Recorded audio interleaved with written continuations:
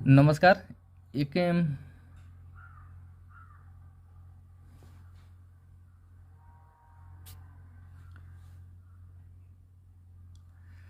नमस्कार, AKM electrical एसबीएसई में आपका स्वागत है फ्रेंड्स। आज हम लोग कॉन्ट्रैक्टर और ओवरलोड रिले के बारे में जानेंगे। देखिए, कॉन्ट्रैक्टर और ओवरलोड रिले के बारे में जानकारी देने की समस्या ये आई है कि कुछ लोग जो है स्टार डेल्टा का जब कनेक्शन करते हैं या डायरेक्ट ऑनलाइन स्टार्टर का कनेक्शन कर रहे हैं तो उनमें कुछ उनको डिफरेंट आ रहा है या कुछ गड़बड़ी हो रही है। कमेंट बॉक्स में भी लोगों का कहना है कि मतलब स्टार डेल्टा का कनेक्शन एक बार फिर से अच्छे तरीके से किया जाए। ठीक है, तो देखिए अच्छे तरीके से कनेक्ट स्टार और डेल्टा का कनेक्शन पिछला वीडियो में जो है उसका कनेक्शन हम किए हैं। ठीक है, लेकिन फिर से हम इस चीज़ को बता दे रहे हैं कि देखिए, जब तक आपको ये पॉइंट जो है समझ में नहीं आएगा कि कौन सा पॉइंट है या किधर इसका वायर जा रहा है, तब तक आपको जो है स्टार डेल्टा का वायरिंग या डायरेक्ट ऑनलाइन स्टार्टर का वायरिंग समझ में नहीं आएगा। ठीक है, और डायग्राम भी समझ में नहीं आएगा।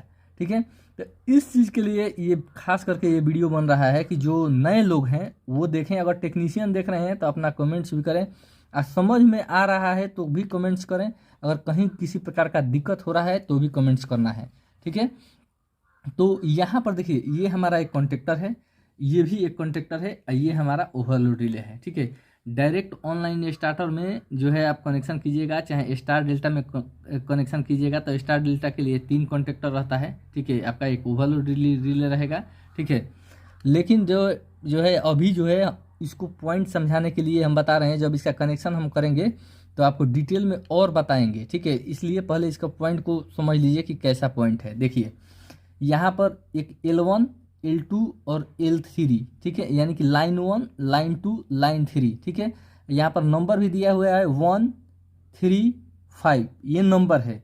ये पावर के वायरिंग में यूज किया जाता है, ये वाला पॉइंट तीनों, लाइन 1, लाइन 2, लाइन 3। ठीक है, और इसके नीचे वाला पॉइंट T1, यहाँ पर T2, ठीक है, और यहाँ पर T3, यानी कि T1, T2 और T3, और नंबर भी दिया हुआ है 2, 4, 6। ठीक है, ये ध्यान देना है इस चीज़ को।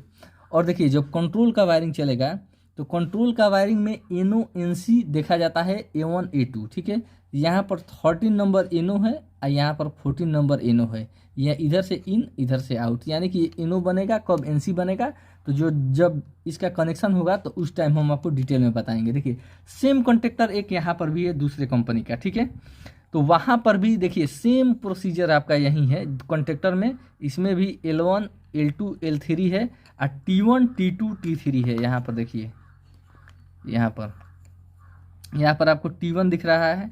ठीक है, यहाँ पर T2, यहाँ पर T3, और यहाँ पर नंबर भी है 2, 4, 6, सेम नंबर है।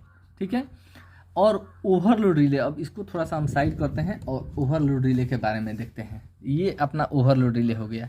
ये तो अभी कॉन्ट्रैक्टर आप देख रहे थे, ये आपका ओवरलोड रिले हो गया। ठीक है, तो ओवरलोड रिले में 95 और 96 एनसी होता है। ठीक है, और 97 और 98 एनो होता है। ठीक है, ये ऐसा कैप जो है आपका जो है टाइमिंग सेटिंग करने के टाइम में इसको आप कितना एम्पियर ले रहा है, कितना लोड ले रहा है, उसको ये आप सेटिंग कर सकते हैं। ठीक है ना, ये टेस्ट और रीसेट यहाँ पर ऐसे दबा सकते हैं। ठीक है, तो इस चीज़ के लिए जो है आप जो है इस चीज़ को ओवरलोड रिले, इसमें नंबर है T1, T2, T3, इसमें भी ये भी नंबर है। ठीक है, और यहाँ पर ये वाला पोर्शन है, ये टोटल, ये जो आपको टर्मिनल दिख रहा है, ये टर्मिनल ऐसे इस ओवरलोड रिले के ये इसमें सेट हो जाता है, ये वाला में। ठीक है, यहाँ पे जो यहाँ पर T1, T2, T3, इसको नट को अगर लूज करते हैं, ठीक है, तो इसमें ये वाला जो देख रहे हैं इसमें सेट हो जाएगा पूरा, इसमें अच्छे तरीके से सेट हो जाएगा। ठीक है,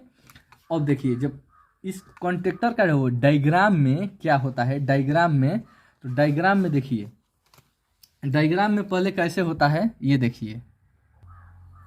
तो डायग्राम में आप देख रहे हैं यहाँ पर जो है अभी आप L1, L2, L3, यानी कि अभी देखिए ऊपर L1, L2, L3, उसके बाद से यहाँ पर L1, L2, L3 इन और आउट, यानी कि ये वाला पोजीशन और ये वाला पोजीशन ये है। ठीक है ना, ये पावर में यूज होता है। ठीक है, और कंट्रोल में A1 और A2 यूज होता है, तो इसको भी हम अभी दिखा रहे हैं। और टर्मिनल पर जो T1, T2, T3 लिखा हुआ है ये यहाँ पर है। ठीक है, तो देखिए, अब कहने का मतलब ये है कि यहाँ पर जो है अब A1 और A2 जो है कंट्रोल में यूज होता है, ठीक है। तो A1 और A2 यहाँ पर है, हम आपको दिखा रहे हैं। देखिए यहाँ पर अब देखिए A1 और A2, ठीक है ना। ये ध्यान देना है। ये भी ध्यान देना है कि कितने वोल्ट का है, यानी कि यहाँ पर 240 वोल्ट 50 हर्टेज, ये भी देखना है। 50 हर्टेज का है 240 वोल्ट 50 हर्टेज। ये नहीं है कि कॉन्ट्रेक्टर जो है 220 का ही होता है, 240 का ही होता है, डाउन का भी 110 का भी होता है, ठीक है। ध्यान रखना है इस चीज़ को कि कितना पावर देना है और क्या मांग रहा है, ठीक है। इस चीज़ को भी ध्यान देना है, और डायग्राम जैसे भी रहेगा हम आपको समझा देंगे, ठीक है। तो ये A1 और A2 आप देखें, A1 और A2, ये A1 और A2 ये कंट्रोल के कनेक्शन में इसका यूज होता है, ठीक है ना। ये पावर में यूज नहीं होता है, इसका ध्यान रखना है। जब कंट्रोल का कनेक्शन होता है तो ये होता है। कॉन्ट्रेक्टर का सिंबल ऐसे रहता है, ठीक है। कॉन्ट्रेक्टर का सिंबल ऐसे रहता है, जितना हम डायग्राम बनाए हैं सब में ऐसे ही बनाए हैं, अच्छे तरीके से समझ लीजिएगा। और डायग्राम का हम वीडियो भी दिखाए हुए हैं, एक डायग्राम का, ठीक है। तो अब आते हैं ओवरलोड रिले में, ठीक है। तो ओवरलोड रिले का जो है डायग्राम में कैसा रहता है, ये देखिए। ये जो आपका पॉइंट है जो अभी दिखा रहे हैं 95 और 96, ठीक है। 95 और 96, ठीक है। तो 95 और 96, ये आपका 95, ये आपका हो जाएगा 96, यानी कि ये NC पॉइंट हो गया, ठीक है। NC पॉइंट, NC पॉइंट का मतलब हो गया नॉर्मल क्लोज, ठीक है। ये हो गया 97 और एक हो जाता है 98, तो ये आपका पॉइंट हो जाता है NO, ठीक है। ये NO यानी कि नॉर्मल ओपन और नॉर्मल क्लोज, ठीक है। तो ये आपका ओवरलोड रिले हो गया, ये आपका कॉन्ट्रेक्टर हो गया, ये भी आपका ये कॉन्ट्रेक्टर हो गया, यानी कि 2 कॉन्ट्रेक्टर और एक आपका ओवरलोड रिले, राइट। तो इसमें जो है जब कंट्रोल का कनेक्शन होगा तो अच्छे तरीके से हम समझाएंगे कि कहाँ से क्या होता है। तब तक ये वीडियो आप देख रहे हैं तो वीडियो जो देख रहे हैं उसको लाइक करें, और चैनल को जो नए लोग देख रहे हैं उसको सब्सक्राइब करें, और कमेंट्स जरूर करें। Thank you for watching my video.